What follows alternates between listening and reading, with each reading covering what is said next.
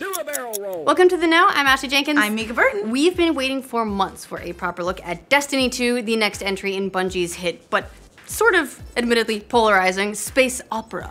And after all the leaks and teasing tweets from Bungie this week, we finally got our first look at Destiny 2 thanks to a new announcement trailer. Plus, we've also got details about when we'll be seeing gameplay, confirmation of a PC version, yay! Information about the release editions, and indications about where the game's expansions are gonna go story-wise, so Lots of stuff. For a reveal, it's a lot. But first, let's kick it back to the biggest news of the day, the Destiny 2 trailer. Today's reveal continued the same tone of storytelling seen in the teaser that Bungie released earlier this week. It showed two of the game's Vanguard leaders, Commander Zavala and Kdin, informing the Guardians of the new Cabal threat that's overrun the last city, Gaul. So, finally have a full-on confirmation of the game's primary enemy, the brutish Cabal, who were one of the main enemies of the first game. They were part of the first big set of leaks associated with Destiny 2, clear back in September. And weirdly enough, the Cabal attack on the last city was also leaked by a Destiny-themed Mega Block set earlier this year. The product description basically told us everything we saw in the trailer already. Yeah, but it was squarer. The trailer also confirms a detail that had been mentioned in various leaks and by Bungie themselves in a recent update, that items will not be transferring over from characters between Destiny 1 and Destiny 2. Kdin conveniently drops the "all your stuff is gone because the Cabal blew it up" explanation right off the bat, providing a nice in-game excuse for the lack of gear. I'm assuming it's because you were naked, drunk, and streaking, and Absolutely. that's why all your stuff was not with you when it got blown up. What else do you do on the tower other than party? Yeah, so it isn't, it's, you know, it's a nice way to gloss over the fact that you got a new engine and you couldn't swap things over. Good for you, Destiny. We didn't miss it. I mean, we caught all that. But what that doesn't explain is the missing powers, which Bungie said also would not transfer between games. The trailer's description says, humanity's last safe city has fallen to an overwhelming invasion force led by Gaul, the imposing commander of the brutal Red Legion. He has stripped the city's guardians of their power and forced the survivors to flee, naked, because of the streaking. Streaking, yeah, right, exactly. Yeah. There's tons, hundreds, thousands of naked people streaking out of the city. I'd pay to see that in a DLC. I'm hoping that's the opening cinematic. Oh, absolutely. All right, so it's possible they somehow screw things up with the Traveler being the big magical ball that hangs out over the city. It's sentient and also grants the Guardians their light and powers. There is a lore way they could, like, work that in, I guess, but I still prefer drunk streaking. Definitely drunk streaking. But beyond those story details, the trailer also confirmed early beta access for anyone who pre-orders the game, and thanks to last week's leaks, we know that PlayStation users will get first access to that early beta. So that's basically where the details stop for the trailer, but fortunately we've had news about Destiny 2 come from all over the place today.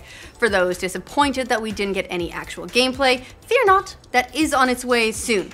Soonish. Bungie community manager Deej wrote on the PlayStation blog that the company will be debuting a more official look at the game on a live stream on May 18th.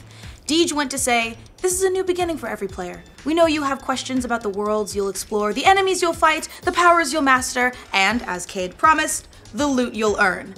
All will be answered in the weeks and months to come." So on top of the trailer and news of when we'll see the first gameplay for Destiny 2, we also got even more leaks from retailers, confirming PC versions of the game as well as more about the story. One Spanish retailer leaked the PC box art for Destiny 2 along with the official product description. It basically confirms more of what we saw in the trailer, but also says, "You will venture in mysterious, uncharted worlds from the solar system to discover devastating weapons and combat abilities. In order to defeat the Red Legion and face Gaul, you'll need to gather the surviving heroes from the city and fight back together to claim back home." The retailer also dished on various Destiny 2 editions, including the Collector's Edition and the Limited Edition. And thanks to the trailer's release, those are now showing up on GameStop.com as well, along with a listing for the game for pre-order on PC. Both versions of these special editions of the game include the base game along with expansions 1 and 2, each which will include new quests, co-op activities, multiplayer content, and tons of new gear. So note that that's not all the DLC that the game will ever have. It's essentially the first year's worth of DLC, similar to what they did with Destiny. They're just being a little bit more clear about it this time. Thankfully. The collector's edition that's gonna cost you $250 comes with a bunch of other shit like a blanket and that sweet, sweet messenger bag. But too bad if you want it because the PC and PS4 versions are already sold out. Whoops! Unless you want it on Xbox One. It's sold out. Never mind, Xbox One's also sold out, so enjoy the thing that you can't have. Maybe Amazon? Nope, I was about to say, don't even go bother checking Amazon. It's sold out there too. I checked earlier. eBay? Good luck paying $1,000 for it. eBay! But it's a little surprising that they're going with the exact same expansion model to what we saw in the first game, with 2 expansions dropping in the first year.